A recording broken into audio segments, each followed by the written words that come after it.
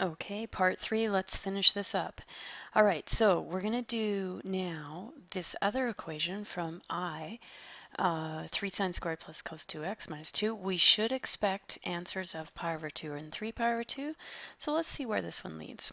Okay, so again, we check the angles, x, 2x. They're not the same. So what we need to do is replace the double angle one with an identity. Now you have a choice when it comes to cos 2x. We could use 1 minus 2 sine squared x. We could use 2 cos squared x minus 1. We could use cos squared x minus sine squared x. There's 3 of them, right? But we want the trig function to be the same, so we are going to use the 2 sine squared x.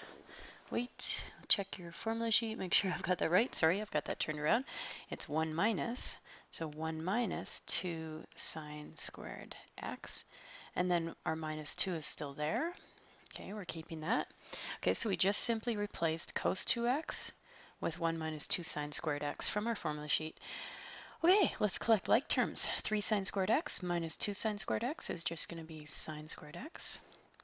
Okay, and then we have positive 1, negative 2, so that'll be minus 1, equals 0. Bring the 1 to the other side.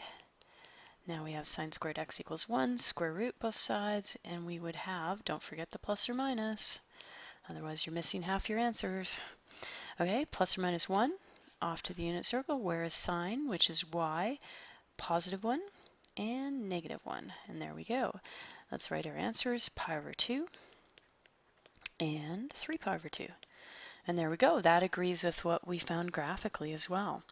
Okay, so just to reiterate this other example, we want to make sure we set each factor equal to 0. And with the graphical thing, what happened there, you want to actually put this in y1, this in y2, and find the x-intercepts for that one, okay? So we should have actually had these answers as well, 1.0, 2.1, 4.1, and 5.3, okay?